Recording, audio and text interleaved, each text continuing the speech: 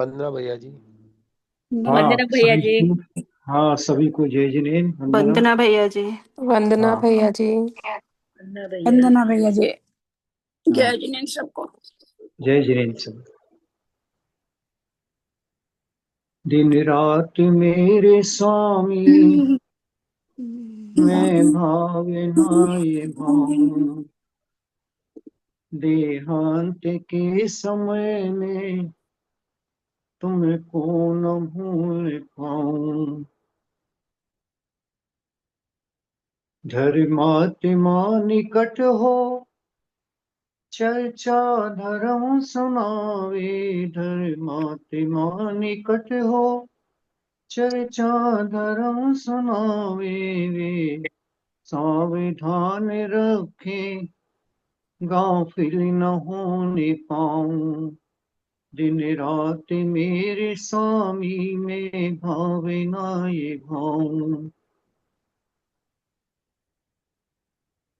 इस भावना को लेकर अपने संवाद विगत काफी समय से चल रहे, और हम सब मिलकर ये समझने का प्रयास कर रहे हैं कि जीवन की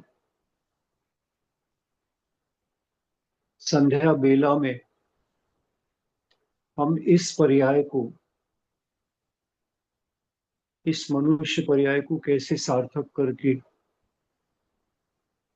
जो अनादि से आज तक हमने नहीं किया, उस कर्तव्य को यहाँ पर पूरा करना है। सारी दुनिया के बारे में सोचा, लेकिन अपने बारे में अभी तक नहीं सोचा। उसके उत्थान के लिए, जीव के उद्धार के लिए एक ऐसा उपक्रम कर लें कि यहाँ से बीजारोपण हो जाए, और आगे दो चार आठ पर्याय जो भी लगे, इसके बीच में हमारा इस संसार परिभ्रमण से छूटना हो पावर, और मुक्त जीव के रूप में सिद्धों में विराजमान हो। ऐसी उत्कृष्ट भावना सब लेकर और अपने जीव के उत्थान के लिए परिश्रम कर रहे हैं, प्रयास कर।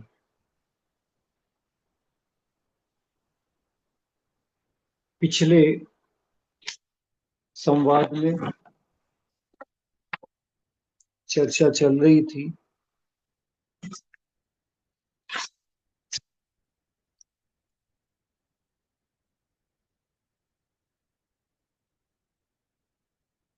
कि चार तरह से, चार अनुयोगों के माध्यम से आचार्य समझाने का प्रयास करते।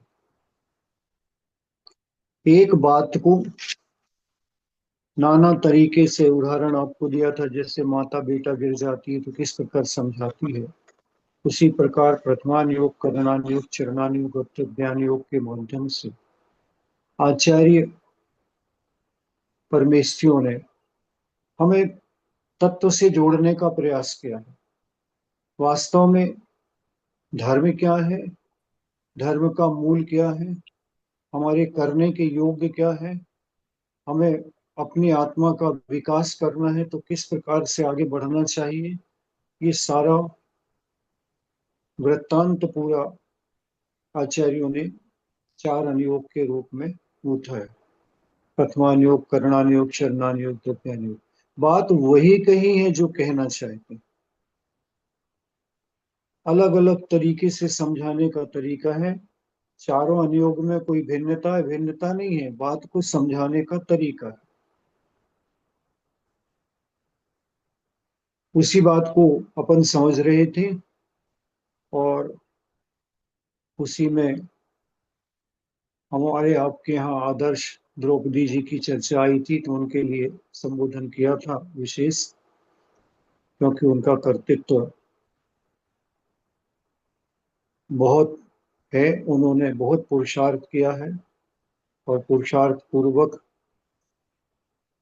वो आपके स्थान पर रह रही हैं और वहां पर अपनी साधना को पूरी करके एक आदर्श उपस्थित करना चाहती हैं, ताकि आप सब लोगों के भी भाव इस तरह बढ़ने के हों कि बहुत कठिन नहीं है, बहुत हवा नहीं है, सामान्य से सिर्फ विचारों के परिवर्तन के मात्र से हम अपने आप को ऊंचाइयों में पहुंचा सकते हैं।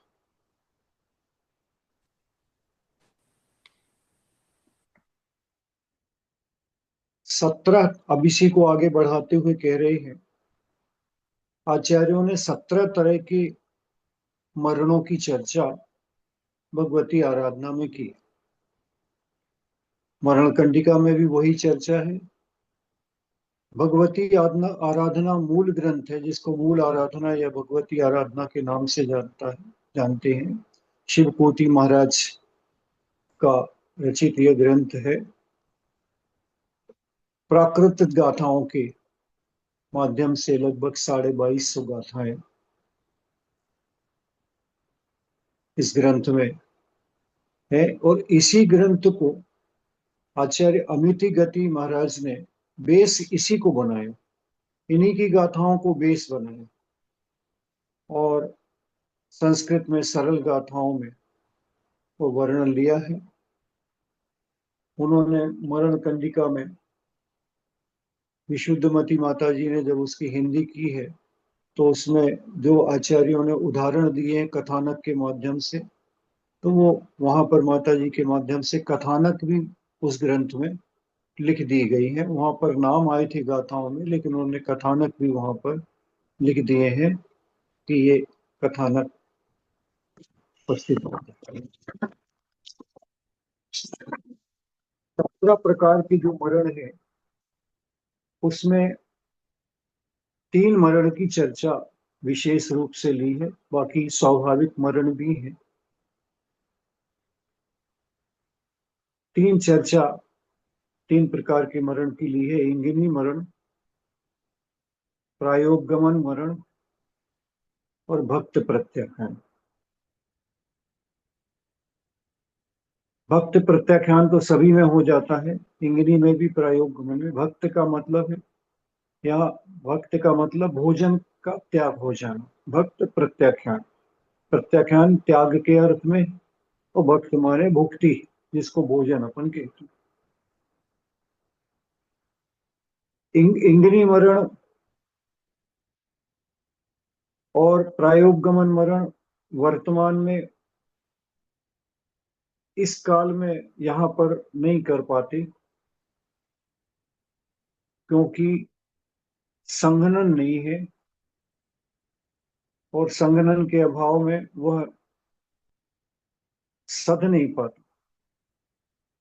इंगिनी मरण है स्वयं तो अपने शरीर की वैयावृत्ति कर लेना, मतलब उल्टा पलटा लेना, उठ लेना, बैठ लेना, हाथ इधर से उधर कर लेना, पैर इधर से उधर कर लेना, करवट ले लेना, लेकिन दूसरे से नहीं कर। कोई परिचारक के रूप में उसका परिचर्या करें, इसको स्वीकार वो नहीं कर। और प्रायोगमन मरण में न वे स्वयं अपनी चर्या करते हैं और न दूसरे से कराते। मान लो बैठे हैं, गिर गए हैं, उल्टे गिरे हैं, उल्टे पड़े हैं तो उल्टे ही पड़े हैं, फिर सीधे नहीं होंगे। जैसे हैं, जैसा हाथ दबा है, जैसे पैर दबे हैं, जैसी करवट लिए हैं, जैसे बैठे हैं, जैसे, उसमें कोई भी अपनी तरफ से पुरुषार्थ करके उसको सीधा उल्टा नहीं करते। उसी दशा में पड़े हुए अपने आत्मा के चिंतन के साथ में हर परिस्थिति में, आचार्यों ने तो यहाँ तक लिखा कि पर्वत की चोटी पर बैठे हैं, किसी त्रियंच ने उपसर्ग कर दिया, धक्का दे दिया, गिरा दिया, अब वो चोटी से नीचे गिर गए, पहाड़ पर औंधे पड़े हैं, उल्टे पड़े हैं, शरीर भी क्षत विक्षत है, लेकिन उसको भी वे कुछ नहीं करेंगे। जैसे गिरे हैं वैसे ही पड़े रहेंगे, और उसके बाद में अपने आत्म तत्व के संबंध में विचार करेंगे, लेकिन अपनी वैयावृत्ति नहीं करेंगे। वह वर्तमान काल में इस संगनन के साथ में संभव नहीं है, इसलिए ये दो मरण नहीं होते। भक्त प्रत्याख्यान मरण ही वर्तमान में प्रचलन में है। उसी को आधार लेकर जीव आगे बढ़ता है, और इसमें भक्त प्रत्याख्यान मरण के 5 मरण भेद के कहे।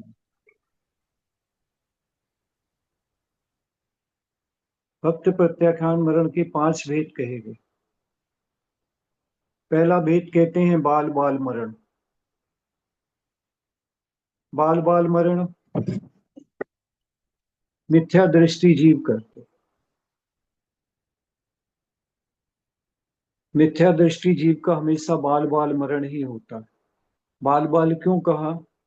ये सम्यक्त की अपेक्षा से भी बाल है, माने मिथ्या है, और चारित्र की अपेक्षा से भी मिथ्या है, बाल है, इसलिए इनको बाल बाल मरण कहा है। यह पहले गुण स्थान दूसरे गुण स्थानवर्ती जीव करते हैं। दूसरे गुण स्थान में भी जिनका मरण होता है, मरण आ जाता है, वे गिरकर पहले स्थान में आकर मरण करते हैं। उनका सम्यक्त छूट जाता है, अनंतानुबंधी कसाय उदय आ जाने से उनका भी बाल बाल मरण ही होता है। इसके पश्चात दूसरे नंबर पे हम कहते हैं बाल मरण। सम्यक दृष्टि जीव का असंयत सम्यक दृष्टि, इसने अभी व्रत वगैरह नहीं लिए, लेकिन देवशास्त्र गुरु पर पक्का श्रद्धान है। 7 तत्वों पर, 9 पदार्थों पर, 6 द्रव्यों पर अकाट्य श्रद्धान है। अपनी आत्मा के ऊपर जीवादिक पदार्थों को अच्छे से जानते हैं और तद्रूप आचरण करते हैं। इनके जीवन में अन्याय अनीति नहीं रहती। ये प्रतिमा रूप व्रत को धारण तो नहीं करते, लेकिन सम्यक दर्शन के योग्य जितना आचार विचार चारित्र चाहिए उतना तो उनके पास होता है। उसको चारित्र संज्ञा न देके कहीं कहीं पर इसको सम्यक्त्वाचरण चारित्र की उपमा दी है कि सम्यक्त के योग्य जितना चारित्र चाहिए, अनीति नहीं, अनाचार नहीं, अन्याय नहीं, इससे रहित सज्जन पुरुषों को ये प्राप्त होता है। उनकी जीवन शैली ही उस प्रकार की होती, न्याय नीति पूर्वक चलना। ऐसे स्थानवर्ती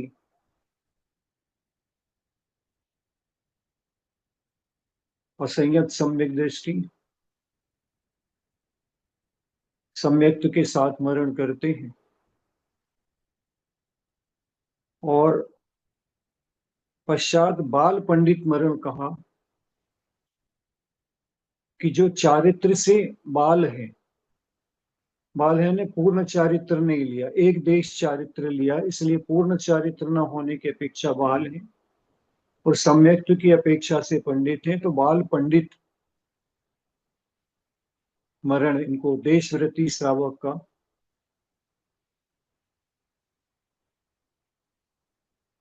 मरण। 5वें गुण स्थानवर्ती। पश्चात लिया पंडित मरण। मुनि महाराज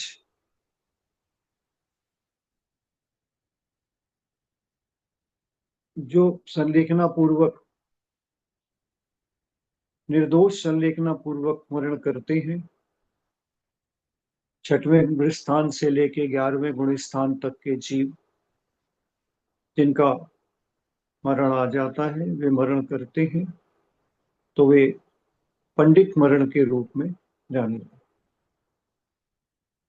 और पंडित पंडित मरण तद्भव मोक्षगामी अयोगी जीवों का होता, क्योंकि 6 से 11वें गुण स्थान तक मरण है संभव, 12वें और 13वें गुण स्थान में मरण होता नहीं है, फिर वे अयोगी बनकर, केवल ज्ञानी बनकर, अयोगी बनकर, और 14वें गुलिस्तान के साथ में उनका मरण होता है, परम निर्वाण को प्राप्त करते हैं। ऐसे पंडित पंडित मरण करने वाले तद्भव मोक्षगामी केवली भगवान ही होते हैं। और इनके मरण के पश्चात इनको क्या प्राप्त होता है, ये भी आचार्य कहते हैं कि जिसने बाल बाल मरण किया है वह जीव मरण करके चारों गतियों में जा सकते हैं। बाल बाल मरण में भी दूसरे गुण स्थानवर्ती जिन्होंने एक बार सम्यक्त को प्राप्त करके पुनः गिरे हैं, इसलिए भी नरक गति को प्राप्त नहीं होते, क्योंकि एक बार सम्यक्त प्राप्त कर चुके होते हैं। इसलिए नरक गति छोड़कर बाकी 3 गतियों में मरण के पश्चात ये जाते हैं, त्रियंच में, देव में, मनुष्य में। असंयत सम्यक दृष्टि बाल मरण करने वाले चौथे गुण स्थानवर्ती ये जीव, यदि इनने पहले आयु का बंध कर लिया है सम्यक्त प्राप्त करने की पहले, तो ये नरक जा सकते हैं, जैसे राजा श्रेणी का जीव के। लेकिन ये पहले नरक से ज्यादा नीचे नहीं जाएंगे।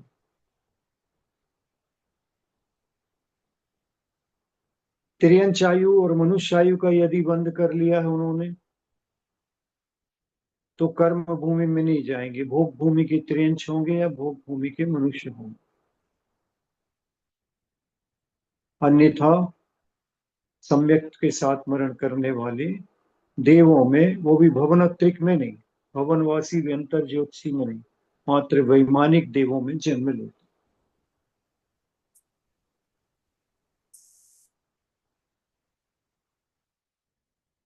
बाल पंडित मरण करने वाले और पंडित पंडित मरण करने वाले, माने 5वें गुण स्थानवर्ती और 6 से 11 वाले नियम से वैमानिक देवों में जाते,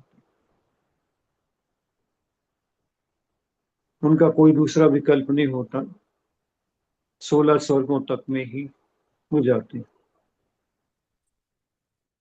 12वें 13वें गुण स्थान में मरण होता नहीं, केवल ज्ञान प्राप्त हो जाता है। 13वें गुण स्थान में अरहंत परमेष्टि हो जाती है केवल ज्ञान प्राप्त करके, और 14वें गुण स्थान में परम निर्वाण को प्राप्त होते हैं। इस प्रकार ही मरण का संक्षेप से जो आचार्यों ने कथन किया उसका संक्षेप करते हुए हमने यहाँ पर बात रखी आपके साथ।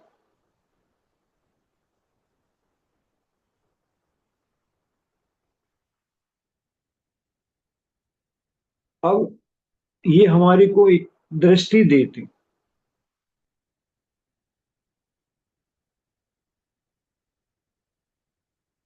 कैसा मरण करना। अभी तक तो हम करते आए हैं बाल बाल मरण, ये पक्का है, इसमें कोई शंका की बात नहीं है। क्योंकि अगर बाल मरण किया होता, सम्यक दर्शन के साथ मरण किया होता, तो देवगति को गए होते, वहां से भी आकर पंचम काल में कर्म भूमि के मनुष्य न बने होते, चतुर्थ काल में जन्म हुआ, विदेश क्षेत्रों में जन्म हुआ। यहाँ आने का मतलब है कि अभी हमने पूर्व में विकास तो किया है, विकास की यात्रा रखते रखते यहाँ तक कर्म भूमि के मनुष्य तो हुए हैं, लेकिन साक्षात मोक्ष न होने के कारण यहाँ पर अभी हमारा मुक्ति नहीं प्राप्त हो सकती, चाहे हम कितना भी पुरुषार्थ करें, लेकिन मुक्ति प्राप्त नहीं हो सकती, इस पर्याय से नहीं हो सकती। लेकिन इतने निकृष्ट समय में भी नहीं हुए, कदाचित 5वें काल की अपेक्षा 6वें काल में उत्पन्न हुए होते, तो आचार्य लिखते हैं कि छठवें काल में आने वाला मनुष्य नियम से नरकों से आता है और नरकों में जाता है यहाँ से, क्योंकि धर्म की कणिका भी नहीं होती। जीव जीता तो है लेकिन तिर्यंचों जैसा अपना जीवन जीता है। अग्नि का लोप हो जाता, धर्म का लोप हो जाता है। तो जैसे जंगली प्राणी जीते हैं उस प्रकार जीवन जीकर 20 साल की आयु भोग कर चला जाता, उससे हम बहुत श्रेष्ठ में हैं। वर्तमान में मोक्ष भले नहीं है लेकिन मोक्ष का मार्ग है। सच्चे देव, सच्चे गुरु और सच्चे शास्त्र से हमें ऊर्जा मिल रही है। हम इतने सौभाग्यशाली हैं कि देव, शास्त्र, गुरु तीनों हमारे सामने, और इस युग में जन्म हुए हैं कि जिस युग में धर्म का प्रचार भी बहुत है, धर्म की उपलब्धता भी है और धर्म के साधन भी है। पिछले 150-200 साल पहले धर्म तो था, जिनालय भी थे, लेकिन परिस्थितियों, देश काल की परिस्थितियों के अनुसार मुनि महाराजों का विचरण नहीं हो पाता था और इसके कारण हमें धर्म का स्वरूप सही सही समझ में आता नहीं था। कोई समझाने वाले नहीं थे। भगवान की वाणी गूढ़ है और उसको जब तक कोई गुरु के माध्यम से समझाया ना जाए, या गुरु जब तक हमें संबोधन ना करें, हमें हाथ पकड़ के आगे ना बढ़ावे, तब तक हमारी साहस भी नहीं होता और हमारा मार्ग भी नहीं खुलता। इसका ये मतलब तो पक्का है। आचार्य श्री के शब्दों में कहें तो आचार्य श्री हमेशा कहते थे, ऐसा लगता है कि इस जीव ने पूर्व पर्याय में, पूर्व पिछली पर्यायों में मुनि बनकर तपस्या किया है लेकिन कुछ कमी रह गई, इसके कारण ये पंचम काल में कर्म भूमि में जन्म इसका हुआ। ये सारी सीखों को देखते हुए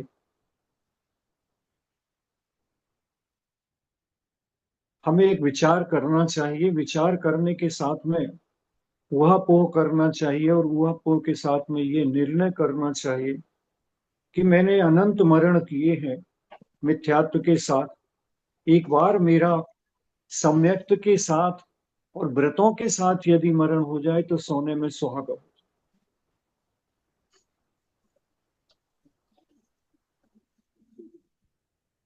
सम्यक्त के साथ मरण हो जाए और सम्यक्त के साथ में भी व्रतों के साथ हो जाए तो यहां से जो मेरी गति होगी वो वैमानिक देवों में होगी। वैमानिक देवों में गति होने के कारण मुझे इतना अवसर रहेगा भगवान के समोसरण में जाने का। भगवान के समोसरण में जाने के बाद साक्षात दिव्य ध्वनि सुनने का, और दिव्य ध्वनि सुनने वाला जीव अभव्य नहीं होता है, मिथ्या दृष्टि नहीं होता, निकट भव्य होता है।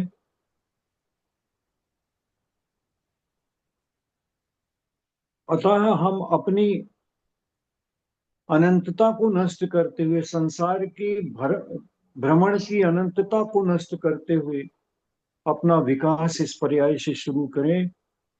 यह बार बार हम अपने आप को फीडिंग करें, भावना दें, बार बार विचार करें, बार बार विचार करें, बार बार उसे संबोधन करें, तो निश्चित रूप से हमारा विकास होगा। और मुझे पूर्ण विश्वास है कि जिसे देवशास्त्र गुरु के प्रति श्रद्धा हुई है, अपने भविष्य के बारे में जिसे चिंता हुई है, और उस भविष्य की थोड़ी सी भी चिंता लेकर आगम के माध्यम से, गुरुओं के प्रकृष्ट वचन प्रवचनों के माध्यम से धर्म को समझने का भी भाव हुआ है, वह जीव निश्चित रूप से नियम से भव्य है और निकट भव्य है।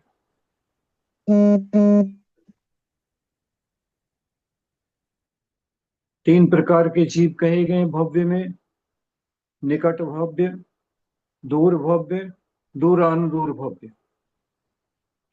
निकट भव्य वे जीव हैं जो एक दो से लेके सात आठ पर्यायों के बीच में, आठ दस पर्यायों के बीच में मुक्ति को प्राप्त कर लेते। दूर भव्य जो हैं वे भव्य तो हैं, लेकिन उनका अभी कुछ निश्चित नहीं हुआ कब उनका निर्माण होगा, लेकिन होगा जरूर। और दूरानुदूर भव्य वे जीव हैं जिन्हें कभी भी मुक्ति प्राप्त नहीं होगी। वे यद्यपि भव्य हैं, लेकिन उनको सम्यक दर्शन आदि प्राप्त नहीं हो पाएगा, क्योंकि वे उनको संयोग ही नहीं मिलेगा। अर्थात वे निगोद पर्याय से बाहर ही नहीं आएंगे।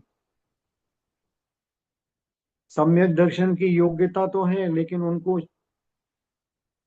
मौका नहीं लगेगा, अवसर नहीं मिलेंगे। अभव्य जैसे हैं, एक अभव्य है, वो उसको सम्यक दर्शन की योग्यता तो है नहीं, उसको मौके तो लगेंगे, मनुष्य पर्याय में भी आ जाएंगे, मुनि भी बन जाएंगे। अभव्य की दृष्टि से संसार में भटकते रहेंगे, लेकिन सम्यक दर्शन की प्राप्ति नहीं होगी, कभी भी वो मुक्ति को प्राप्त नहीं होगी। इसके संबंध में आचार्यों ने बहुत अच्छा उदाहरण दिया है। अभव्य जीव वे हैं जिन्हें मांझ महिला की उपमा दी है, ठर्रा मूंग की उपमा दी है। ये ठर्रा मूंग उसी वृक्ष पर होता है जिस पर और दाने हुए, उसी फली में से निकला है, लेकिन इसको योग्यता नहीं है, ये सीजेगा नहीं। अपन कितना भी पकाएंगे ये पकेगा नहीं, जल जाएगा भले लेकिन पकेगा नहीं, और वह ठर्रा मूंग के रूप में। इसलिए उन्होंने कहा कि संयोग लगेगा उस महिला को, लेकिन वह कभी भी योनि इस प्रकार की जैसे रहती कि उस योनि के माध्यम से कभी भी संतान उत्पत्ति के साधन नहीं बनते। दूसरे रूप में कहा है, दूरानुदूर भव्य वे जीव हैं जिन्हें शीलवंती विधवा का उदाहरण दिया कि पुत्र उत्पन्न करने की शक्ति तो है, लेकिन उन्हें संयोग नहीं लगेगा, क्योंकि पति के पश्चात वह अपने शील को सुरक्षित रखते हुए संतान उत्पत्ति में तत्पर नहीं हो सकती। तो ऐसे अभव्य भी हम नहीं हैं और दूरानुदूर भव्य भी नहीं है, ये पक्का है। अब निकट भव्य है या दूर भव्य है, तभी हमारे हाथ में है। दूर भव्य भी अगर हम होवे तो निकट भव्य में बनने का पुरुषार्थ कर सकते हैं इस पर्याय में।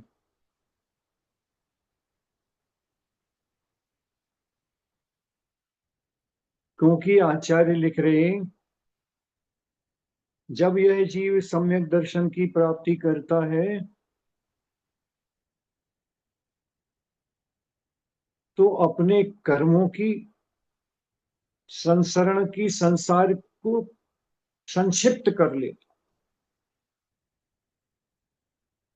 अनंत संसार को अर्ध पुद्गल परावर्तन से कम कर लेता।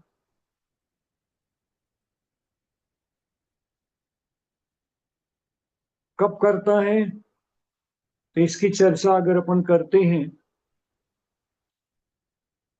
कि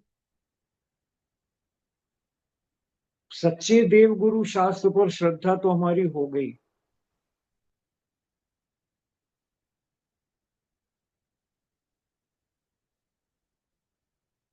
साथ ही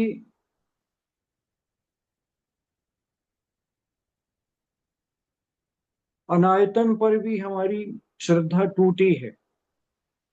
आयतन का मतलब देवशास्त्र गुरु और उनके मानने वाले। अनायतन माने जो सच्चे देवशास्त्र गुरु को नहीं मानते, श्रद्धा नहीं है, और उसको मानने वाले, तो उनके प्रति तो हमारी श्रद्धा टूटी है। हमारा ऐसा नहीं मतलब है कि हम वीतरागी भगवान को देखकर कोई सरागी देव देवताओं को मान रहे हैं, यहाँ भी चढ़ रहे हैं, वहां भी चढ़ रहे हैं, इस प्रकार की बात तो नहीं कर रहे। हमारा धर्म अहिंसा है मुख्य, और हम वीतरागता के उपासक हैं। सराग देवी देवताओं को हम नहीं पूजते, वो हमारे आराध्य नहीं है।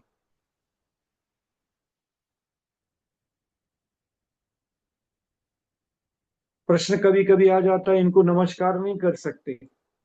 नमस्कार तो हम संसार के सारे जीवों को करते, प्रणाम तो सब जीवों को करते, सामान्य नमस्कार। ये हमारी कुलाचार है कि हम, वह वीतराग धर्म वाला हो या सराग धर्म वाला हो, हमारे से मिलने जुलने वाले कोई भी है, अनादर तो हम किसी का नहीं करते। लेकिन वो सामान्य शिष्टाचार अलग है, और देव मानकर, गुरु मानकर, शास्त्र मानकर उनको वंदना करना, नमोस्तु करना, ये भिन्न वस्तु है। देवी देवताओं को भी नमस्कार कर सकते, हाँ, जय जिनेन्द्र कर सकते, जय जिनेन्द्र सबको करने में बाधा नहीं। हम तो छोटे से छोटे बालक को भी करते हैं, हमारे परिकर में रहने वाले सबको करते हैं, इससे हमारा सम्यक तो नष्ट नहीं होता। लेकिन श्रद्धा पूर्वक हम जिस प्रकार वीतरागी भगवान को मानते हैं, उसी प्रकार से और भी अनायतन रूपी, जो आयतन नहीं है, ऐसे अनायतन रूपी संस्थान को, गुरु को या देव को यदि देव मानकर, गुरु मानकर पूजते हैं, तो वो हमारी श्रद्धा अश्रद्धा में गिनी जाती। सम्यक दर्शन की चर्चा करना चाह रहे हम। पिछले 2 एपिसोड पहले भी कहा गया था कि सम्यक दर्शन की चर्चा करनी है। वो सम्यक दर्शन क्या है वस्तु, इतना जटिल नहीं है, उसे समझना भी जटिल नहीं है और उसे अपनाना भी जटिल नहीं है। एक मन में धारणा भर बन जाए, एक संकल्प बन जाए, और वो संकल्प हमारे अंदर से निकलना चाहिए कि मुझे अब इस पर्याय में मिथ्यात्व के साथ में मरण नहीं करना। ये संकल्प शक्ति हमारे अंदर है, और देवशास्त्र गुरु के माध्यम से ये संकल्प शक्ति हमारी और प्रबल होती है। उनसे हमें संबल मिलता है, और हम उसको मजबूत बना सकते हैं। देवशास्त्र गुरु का सानिध्य मिला है, इसको यदि आधार बनाएंगे, ये हम वो एक बाह्य साधन मिल गए कि इनकी आलंबन से अंतरंग परिणामों की शुद्धि करके हम अपने मिथ्यात्व का वमन कर सकते हैं, सम्यक्त्व को प्राप्त कर सकते हैं। बिल्कुल घबराने की आवश्यकता नहीं है। बस इसको इतना समझें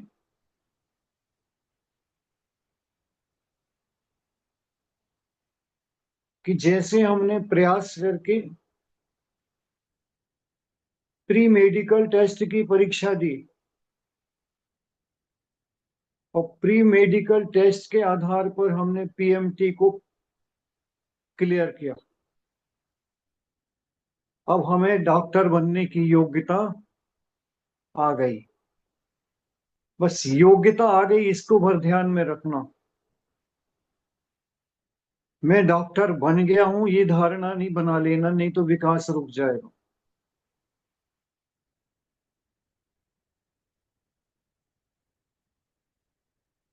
दूसरा उदाहरण एक देते हैं। हमें साबुन से कपड़े धोने की आदत है। हम कपड़े में जब भी धोते हैं साबुन लगाकर उसका मैल छुड़ाने का प्रयास करते हैं, और हम देखते जाते हैं कि मेरा वस्त्र उज्जवल हुआ कि नहीं, मैल छूटा कि नहीं, मैल छूटा कि नहीं। ऐसा कोई वस्त्र नहीं धोता कि साबुन लगा के पानी में डाल दिया, नहीं, नहीं छूटा तो नहीं छूटा। नहीं, जिस कार्य के लिए साबुन लगाकर धो रहे हैं वो कार्य हुआ कि नहीं हुआ, इसको हम प्रति समय देखते जाते हैं। ऐसे ही हम सबको जो देवशास्त्र गुरु का आधार मिला है, और उस आधार पर हमने देव दर्शन, गुरु उपासना, पूजा, स्वाध्याय, संयम, तप, दान, ये सब करने का धर्म के साधनों है। धर्म के साधन को करने का प्रयास किया। इसमें अभी तक हमको ये दृष्टि नहीं थी, अब हम एक दृष्टि को बदलना चाहते हैं।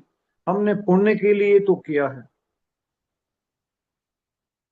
कि इनको करने से पाप से छूटेंगे और पुण्य में प्रयुक्त होंगे।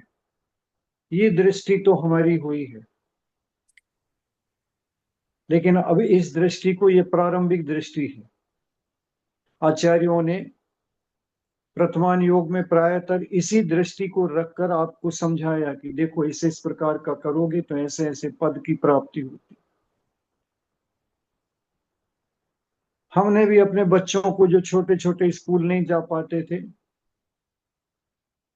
उन्हें स्कूल भेजने के लिए उन्हें लालच देते थे कि ऐसा करो, स्कूल जाओगे तो तुम्हें आज ये मिलेगा, स्कूल में तुम्हें आज टॉफी मिलेगी, स्कूल में आज तुम्हें ये वस्तु मिलेगी। और ऐसा स्कूल वाले भी बच्चों को रोकने या उन्हें संभालने के लिए ऐसा प्रलोभन दिया करो। लेकिन हमें ये दृष्टि समझनी है कि स्कूल में, पिता को ये दृष्टि होती है कि इसको स्कूल में लोभ के लिए नहीं भेज रहे, अपितु ये जाएगा, पढ़ाई सीखेगा, पढ़ेगा लिखेगा तो ये साक्षर बनेगा, विद्वान बनेगा, ज्ञान नहीं बनेगा, ज्ञान इसके जीवन में आएगा, लक्ष्य वो है। इसी प्रकार हमें एक बात का लक्ष्य निश्चित रूप से बनाना है। अभी तक हो सकता है अपन ने बनाया हो, किसी किसी ने निषेध नहीं किया जा, लेकिन प्रायतर ये होता है, दृष्टि ये होती है कि मंदिर जाना है, भगवान की पूजन करना है। क्यों करना है? क्योंकि भगवान के पास जाकर ये सब करने से हमें पुण्य बंध होगा, और पुण्य बंध से हमें आगे विकास मिलेगा,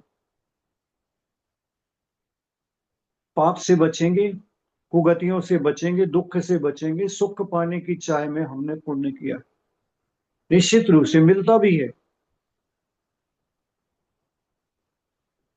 लेकिन अब दृष्टि को थोड़ा सा और पैनी करिए। अब हमें जो कुछ ये देवशास्त्र गुरु के सानिध्य में करना करना वही है, लेकिन अब हमें ये देख कर करना है कि मेरी आत्मा में शुद्धि कितनी आई, आत्मा मेरी शुद्ध कहाँ तक हो रही है, मैं राग भाव से कितना बच पा रहा हूं, मैं वीतराग भावों की तरफ कितना बढ़ पा रहा हूं, मेरे अंदर का वैराग्य कितना बढ़ रहा है, मैं उस वैराग्य को आगे बढ़ा पा रहा हूं कि नहीं बढ़ा पा रहा हूं, वहीं अटका हूं। भावों के वैराग्य को तो बढ़ाना है, आत्मा के विचारों में, भावों में, मन में विशुद्धि बढ़ना ही चाहिए, बढ़ना ही चाहिए। क्योंकि हम अपनी अशुद्धि दूर करने के लिए शुद्ध भगवान के पास गए हैं, शुद्ध गुरु के पास गए हैं, शुद्ध शास्त्र का अवलंबन लिया, मात्र पुण्य करने के लिए नहीं कि पुण्य तो होगा, और पुण्य के साथ में अच्छी पर्याय मिल जाएगी, अच्छे अच्छे भोग मिल जाएंगे। लेकिन भोग प्राप्त करना मेरा उद्देश्य नहीं है। भोग तो अनेक बार मिले हैं। जब पंच परावर्तन के स्वरूप पर हम विचार करते हैं तो अनेक बार देव की पर्याय पाए हैं, अच्छे अच्छे भोग पाए हैं, लेकिन मिथ्यात्व के साथ पाए हैं, इसलिए भोग भोग कर आ गए हैं और फिर देव एक इंद्री भया, संकलेश परिणामों से पुनः मरण किया। मेरे भाव छूट रहे, मेरा भोग छूट रहा है, मैं कहाँ जाऊंगा? माता के गर्भ में जाऊंगा। अरे वहां पर 9 महीने तक मलमूत्र के बीच में पड़ा रहूंगा, ऐसा सोचकर वह एक इंद्री की भावना भाव लेता कि इससे अच्छा तो एक इंद्री बन जाऊं, वृक्ष बन जाऊं, कम से कम 9 महीने गर्भ में अंधेरे में कूप कोठरी में तो नहीं रहना पड़ेगा। ऐसे अज्ञान रूप में हमने न जाने कितने अनंत मरण करते हुए चले आए। अब इस पर्याय में इतने संयोग प्राप्त होने के बाद भी अब यही करते हैं, तो हमसे ज्यादा बड़ा दुर्भाग्यशाली कोई दूसरा नहीं। पूर्व पर्याय में अपने सौभाग्य को जगाया था, कर्म भूमि के मनुष्य देवशास्त्र गुरु का सानिध्य प्राप्त कर लिया। ये एक पर्याय का परिणाम नहीं है, सैकड़ों पर्यायों के पुण्य उदय में आया। न जाने कितनी पर्यायों का कब कब भावना भाई उसका पुण्य उदय में आया और यहां तक पहुंच गए। अब यहां से पहुंचने के बाद यदि अब सावधानी नहीं बरती तो वो सांप सीढ़ी वाले खेल में जैसे 90 के ऊपर पहुंचने के बाद फिर धड़ाम से नीचे आता है, वैसे हमारा होने वाला है।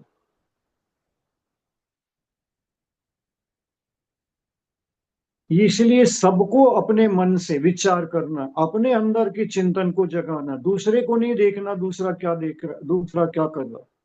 यदि दूसरा हमसे विशुद्ध भावों से कर रहा है तो उसका आधार ले लो, लेकिन दूसरा मात्र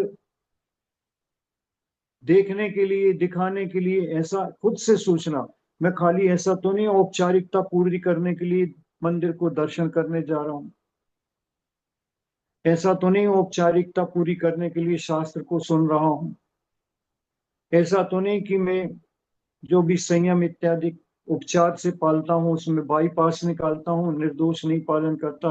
अरे ये कह के अरे पंचम काल है तो चलता है, नहीं चलता है। जब सब चीज नहीं चलती, शरीर के हमारे अंग प्रत्यंग जो मिलते हैं, हम मुंह से ही भोजन करते हैं, आंखों से ही देखते हैं, पंचम काल है तो क्या हुआ? ऐसा तो नहीं देखते कि कान से देखते हो नाक से सुनते हो। जो जहां व्यवस्थित है उसी को करते हैं, उसी अनुरूप करते हैं। उदाहरण दिया अभी आपको कि वस्त्र को भी धो रहे हैं तो उसकी अशुद्धि देखते हैं साबुन निकालने के बाद, कितना शुद्ध हुआ, कितनी अशुद्धि नहीं निकली। यदि अशुद्धि नहीं निकल रही है तो हम साबुन का ब्रांड बदल देते हैं, दूसरा साबुन लाने का प्रयास करते हैं, दूसरे विधि से धोने का प्रयास करते हैं। इतनी बुद्धि हम में है, इतनी कुशलता है। लक्ष्य वहां पर वस्त्र को उज्जवल करने का है, मात्र साबुन लगाकर पानी में डूबने का नहीं है। ऐसे ही इसी लक्ष्य को उदाहरण करके अपन को छोटे छोटे लक्ष्यों से अपने को अंदर का ज्ञान मिले। इस उदाहरण को पकड़कर हम बार बार सोच सकते हैं कि आज मंदिर में आई थी, हमने देवशास्त्र गुरु का पूजन किया है, भगवान की आराधना की है। अब इस आराधना को दिन में याद रखना है, पुनः पुनः स्मरण में लाना है अच्छे कार्यों को, और मात्र पुण्य के लिए नहीं, हमारे अंदर में क्या शुद्धि आई, भगवान के स्वरूप को जानकर, गुरु के रूप को देखकर, गुरु की बात सुनकर, सीख सुनकर, शास्त्र को पढ़कर, अच्छी अच्छी बातें समझकर सुनकर, मेरे आत्मा पर क्या प्रभाव पड़ा है, इसका इसका आकलन करना है।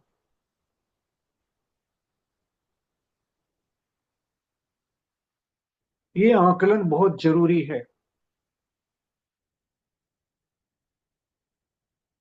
क्योंकि सम्यक दर्शन प्राप्ति के लिए इस जीव को पुरुषार्थ करना पड़ता, और पुरुषार्थ के बिना सम्यक दर्शन की प्राप्ति नहीं होती।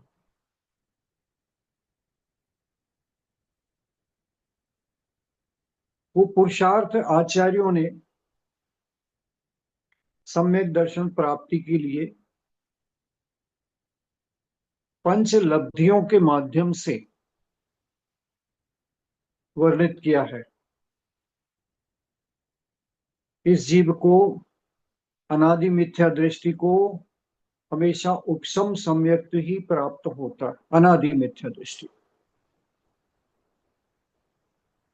तीन प्रकार के सम्यक्त की आगम में चर्चा की, अपन ने सबने सुन रखा। उपशम सम्यक्त, क्षयोक्षम सम्यक्त और छायक सम्यक्त।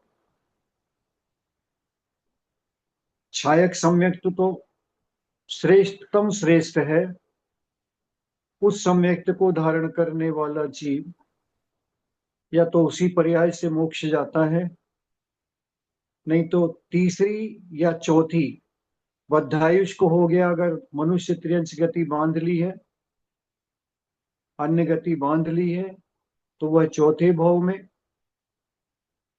मनुष्य और त्रियंश बांधी है तो चौथे भाव में, देव और नरक बांध ली है तो तीसरे भाव में नियम से मुक्ति को प्राप्त करे। इससे ज्यादा संसार में रुक नहीं सकता, क्योंकि उसने छायक सम्यक दर्शन को अपने अंदर प्रकट कर लिया।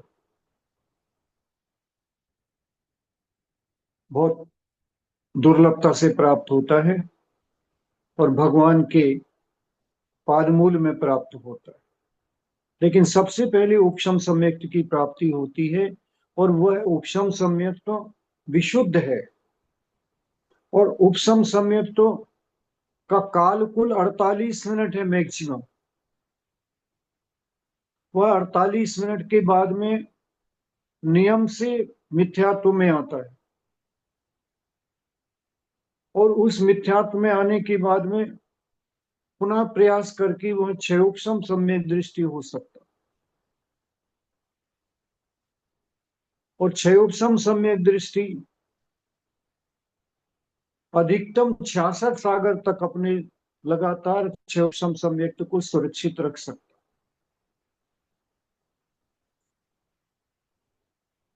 बीच बीच में एक जीवन में कई बार प्राप्त होकर छूट सकता है। आचार्यों ने ये तक उदाहरण दिए कि ये क्षयोक्षम सम्यक्तधारी मंदिर जा रहा है, विशुद्धि बन रही, इसकी और विशुद्धि बनी, सम्यक्त का धारी है, वहां से आया, मन में वैराग्य नहीं था, विशुद्धि नहीं थी, कमजोर थी, छूट जाएगा, फिर प्राप्त कर लेगा, फिर छूट जाएगा। ऐसा एक जीव अपने जीवन में अनेक बार क्षयोक्षम सम्यक्त को प्राप्त करके छोड़ सकता है। लेकिन क्षयोक्षम सम्यक्त को प्राप्त करने वाला जीव पहले नियम से उपशम सम्यक्त धारी होगा, उसी को क्षयोक्षम सम्यक्त की प्राप्ति होगी। उपशम के बिना क्षयोक्षम नहीं।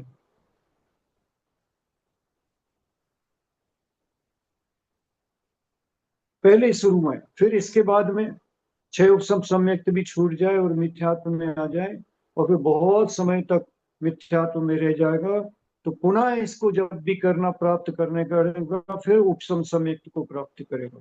फिर वही प्रक्रिया उसे करनी पड़ेगी। फिर पांच लब्धियां जो हैं उसे पंचलब्धि रूप फिर पुरुषार्थ करना पड़ेगा।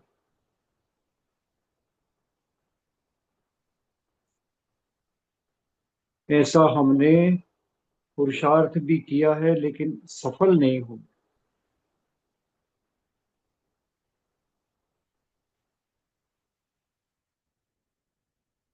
इसको एन केन प्रकारेण, जैसा भी हो, जैसे हमें कोई काम करना होता है तो हम धुन मान लेते कि नहीं, मुझे तो ये करना ही है, सब हो जाएगा। सकारात्मक सोच रख कर रखेंगे, पॉजिटिविटी से सोचेंगे, तो हम बड़े से बड़ा काम भी कर लेते हैं, इतने बड़े बड़े काम कर लेते हैं। घर में शादी है, ब्याह है, नाना प्रकार के हैं, और बड़े काम है, व्यापार का काम है, ऑफिस का काम है। इतने बड़े बड़े कामों को हम जो असंभव से दिखाई पड़ते थे, और आपके लिए तो वैसे ही समझाना नहीं, आपका पुरुषार्थ इतना है कि आपने शिक्षा प्राप्त की, शिक्षा प्राप्त करने के बाद में अपने पुरुषार्थ से, अपने गुणों से, अपने पुरुषार्थ से, स्वयं के पुरुषार्थ से, किसी दूसरे की कृपा से नहीं, स्वयं के पुरुषार्थ से आप 7 समुंदर पार करके भी विदेशों में भी जाकर बैठकर अपनी आजीविका का श्रेष्ठ साधन चुनकर बैठे हैं, और उसके बाद भी आगे बढ़ने के लिए, तरक्की के लिए नियम से कार्य कर रहे हैं। ये छोटे मोटे पुरुषार्थ का काम नहीं है, छोटी मोटी विद्या प्राप्त करके नहीं पहुंच गए वहां, किसी की कृपा से नहीं पहुंच गए। आपने में जो जुनून था,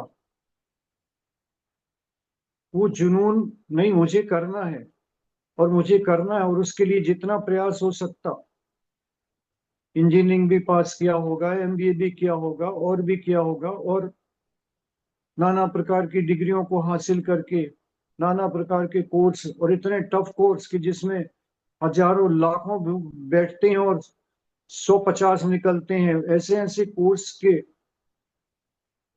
साथ मेहनत करी आपने, वो जुनून बनाकर करी कि नहीं मुझे तो करना है, एक बार असफल हो गए फिर भी करना है। जब हम, आप इतना पुरुषार्थ वहां पहुंचने का कर सक रहे हो, आपकी जो मंजिल थी, तो ये पुरुषार्थ तो आपके लिए, हम लोगों के लिए थोड़ा कठिन हो सकता, लेकिन आपके लिए तो बड़ा सहज है। आपके अंदर वो शक्ति विद्यमान है, उस शक्ति का उपयोग भर करना, वो जुनून जो आपने अपने आजीविका के लिए, अपनी सर्विस के लिए, अपने बिजनेस के लिए जो जुनून जगाया था, वो जुनून एक बार इस पर्याय में सम्यक दर्शन प्राप्त करने के लिए जगाना है, अपनी आत्मा को जगाना है। बस मैं करूंगा, मैं करूंगा, मैं करूंगा, मुझे ही करना है।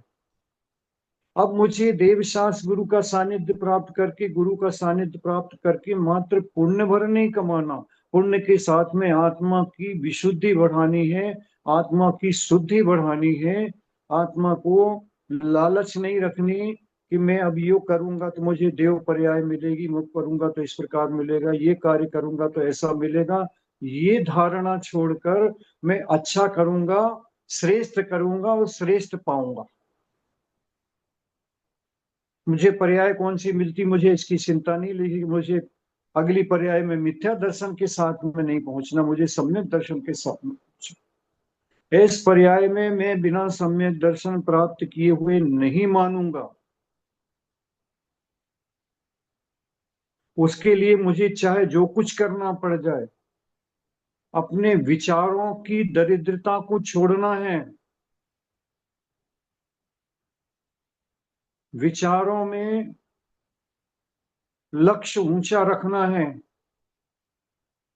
और ऊंचा लक्ष्य रख के उसे प्राप्त करने के लिए सम्यक पुरुषार्थ करना, करना और करना ही है।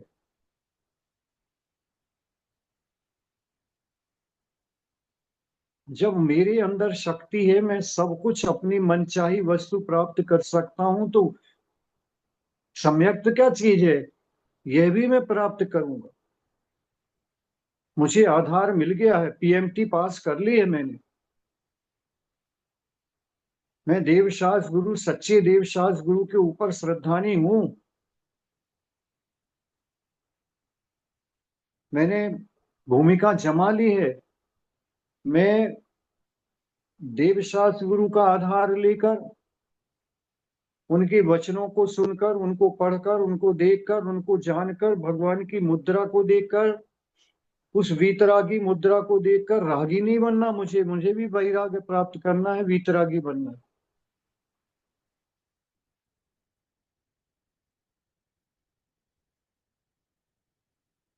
हमें भगवान के रंग रूप को नहीं देखना, हमें भगवान के अब ऊंचाइयां छूने के लिए भगवान के रूप रंग को पहले देखा था।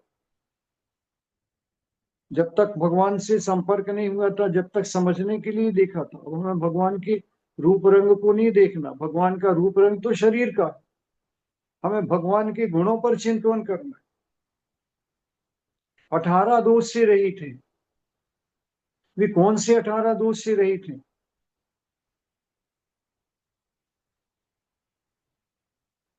भगवान की भक्ति निष्काम करनी है। निर्दोष भक्ति करनी और निष्काम भक्ति करनी है। भोगों की आकांक्षा नहीं करनी, कोई भोग के लिए, कोई सामग्री के लिए, कोई पद के लिए कुछ नहीं करना। एकमात्र आत्मा की शुद्धि को लक्ष्य रख के, कर्मों की निर्जरा का लक्ष्य रख के भगवान की भक्ति करना है और धर्म करना है। करना वही है, अंदर के लक्ष्य को परिवर्तित करना। अब हम पहली दूसरी क्लास में नहीं है कि हम टॉफी के लोभ में स्कूल के जा रहे हैं। आधार मिल गया मुझे, शिक्षा का आधार स्कूल जाना पड़ेगा। सम्यक्त का आधार मुझे मिल गया, देव शास्त्र गुरु का सानिध्य प्राप्त करने पड़ेगा। क्योंकि इसके बिना मेरा सम्यक्त प्राप्ति का लक्ष्य पूरा हो नहीं सकता। मनुष्य गति में सबसे बड़ा आधार दिया है देव दर्शन, जिनेन्द्र भगवान के दर्शन को। बस कला चाहिए कि उस दर्शन में हम नवनीत कैसे निकालें।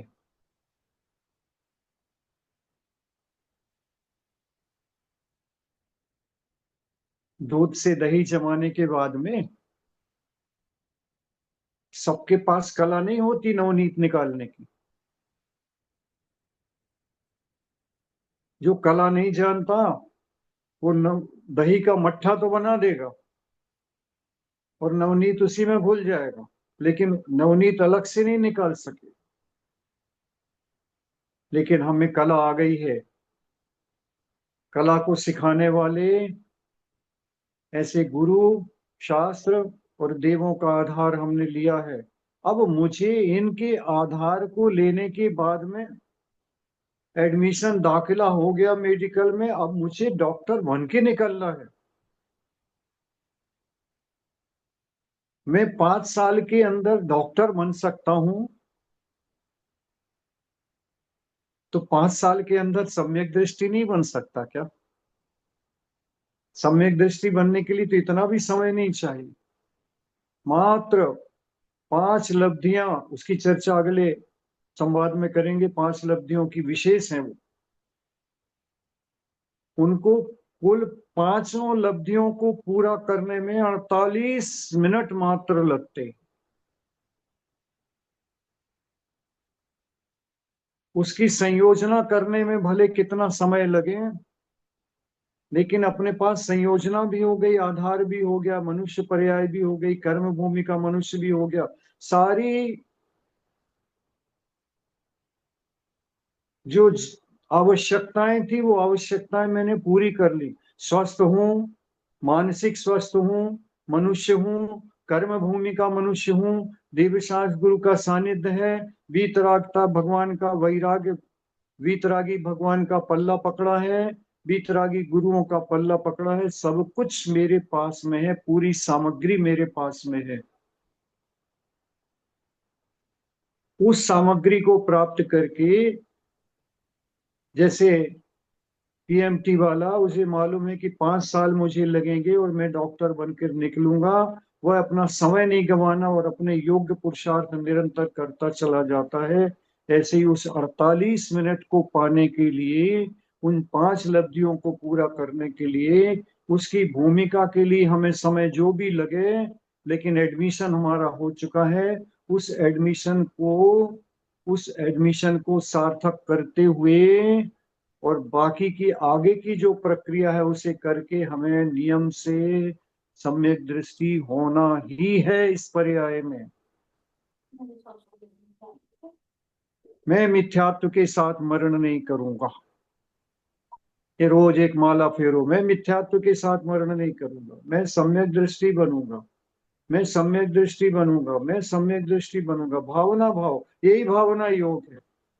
जो कुछ चाहते हो, जो कुछ बनना चाहते हो, उसकी भावना आत्मा में बार बार देनी पड़ेगी, क्योंकि अनादि का अज्ञान, अनादि का मिथ्यात्व बैठा है, उसे तोड़ना है, उसे तोड़ना है तो उसे कमजोर भी करना है, और जिसको पाना है उसको सहजोर करना है।